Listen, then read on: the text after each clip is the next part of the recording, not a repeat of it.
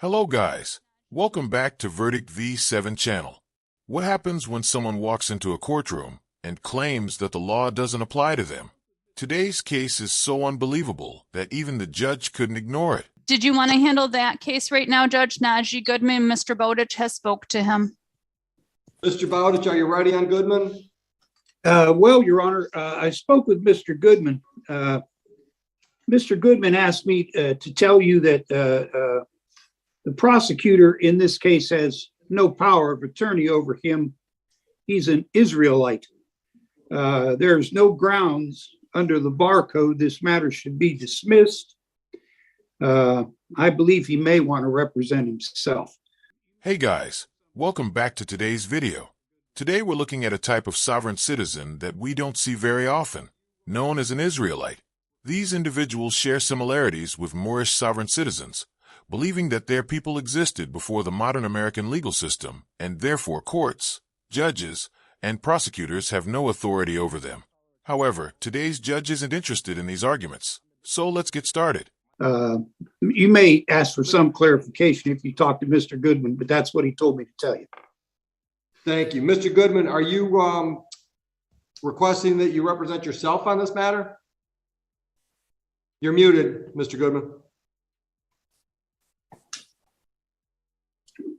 What I'm saying is, nobody has power of attorney law over me through the barcode.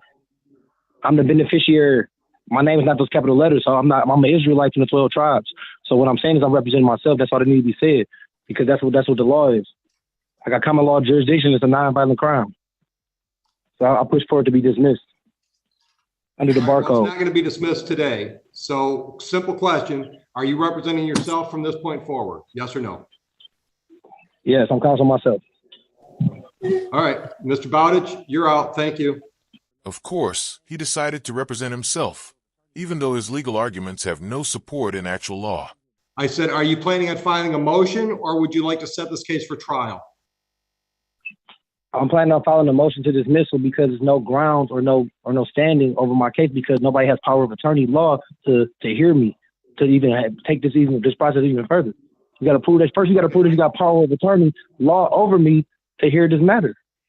Okay, I'm an Israelite. But you don't know what you're talking about.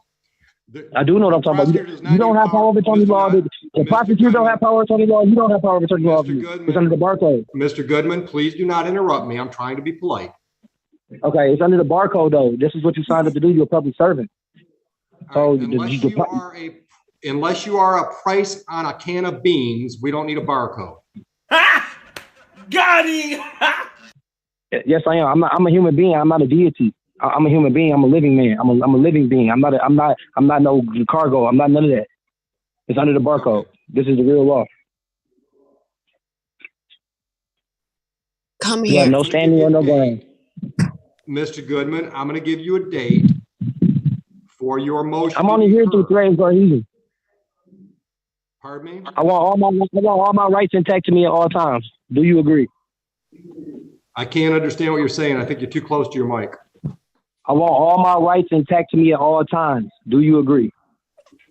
I can't understand you, so no, I don't agree. I hear you're something okay, all the time. I want my rights intact to me at all times. I want all my rights intact to me at all times. I find it amusing how his attorney, Mr. Bowditch, politely thanked the judge while stepping aside and allowing the defendant to present his own confusing and misguided arguments. All right, I can't understand you. Okay. Are you still living on border? Are you still living on border? Mr. Goodman, are you still living on border? Ashley, keep yourself muted, please. Your child keeps crying. Thank you. No, I live somewhere else. I moved. All right. Can you give me that address, please? I stay at hotel rooms from time to time because I don't have no house right now. So I've been staying in hotel rooms. Geographically, where are you at today? Detroit, Michigan. All right. So my next pretrial date is when, Heather? It is March 8th. All right. So, Mr. Goodman, I'm going to give you a date on March 8th to file a motion. You file a motion, we'll hear it on March 8th. That's going to be in person. Motion for dismissal? Whatever you want to file a motion. You said you wanted to file a motion. So I'm giving you a hearing date for your motion. What time? We'll schedule that at 10 a.m. and this is going to be live. No Zoom. All right. I'm having trouble All with right. I the want audio. all my rights protected. You know what I'm saying? Pardon I'm me? only here to threaten confusion. Have you ever wondered what happens when someone completely ignores logic and reality? This situation is a perfect example. I just want all my rights protected me at all times. And everybody just got to prove Mr. that Goodman, they you got power of attorney hold on a law. minute. You got to slow down because you're talking so fast I can't understand you. I keep hearing all time, but that's all I'm getting. Okay, what I'm saying is for the dismissal, I'm about to put it in today. You got to prove that you got power of attorney law over me. I'm going to have to sue the courthouse for 100-fold.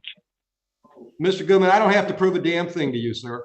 If you're here on the You got to prove listen to your motion. you got to prove that you got power of attorney law over me.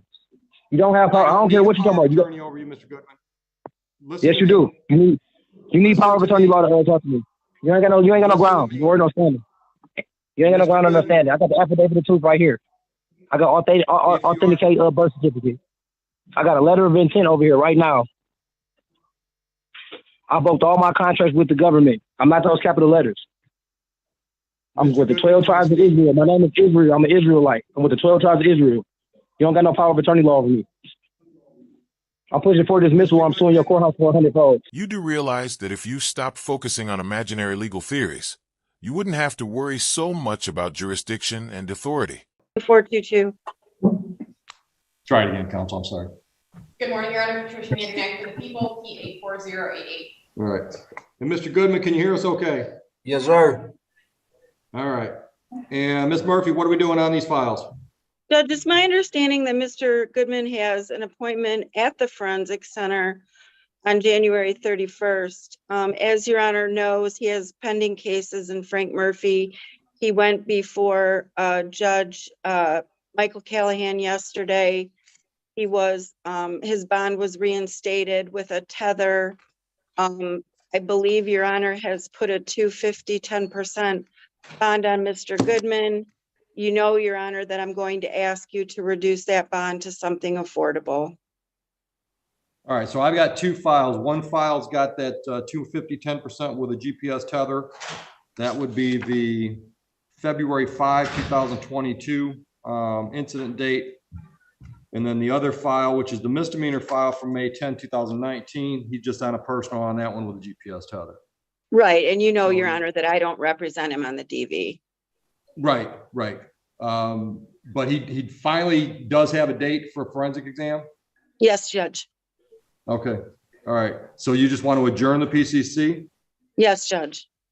And ask for a reduction in bond. Thank you. And Mr. Goodman, have you talked to an attorney on the domestic violence case? Or are you representing yourself on that one? I have nobody to represent me. I think it was Lanford or something was supposed to be my attorney. I'm not sure how it went south. Okay. All right, counsel, go ahead and make your bond argument. But before you do, just so we're all on the same page, my notes say it's 25,000, 10%, no contact with complaining victim, and GPS tether. Is that your understanding? So, Judge, I thought it was 250,000, 10%, 25,000. I don't know what I just said, but Oh. my file says 250. Well, yeah, 250,000, 10%. Correct. So, Judge, I mean, obviously that's unaffordable. Mr. Goodman is not a man of. Because threatening a judge, a prosecutor, or a courthouse has never ended well. The judge ordered him to appear in person at the next hearing, but as expected, he failed to show up. As a result, his next court appearance took place from the one place he truly belonged at that moment, jail. He and his significant other just acquired new housing, Your Honor. They have a baby. Mr. Goodman needs to be there to assist with childcare responsibilities because both of them were working before Mr. Goodman was taken into custody. I know we've had some issues, Your Honor, with appearing in court. Mr. Goodman has had transportation issues with respect to getting to the forensic center, and that was his issue, Judge. The tether violation was simply a malfunction of equipment, so I would ask Your Honor to, and since they do not have means, Your Honor, I would ask Your Honor to reduce I'm asking Your Honor for a personal with the tether. Response. And counsel, you don't have to jump up to talk to me. I know it's instinctive, but it's okay if you don't. Thank you, Your Honor. It is instinctive. Your Honor, in this case, he is before us for a misdemeanor DV. I understand he does have some pending felonies. I understand he's on a GPS tether for the felonies.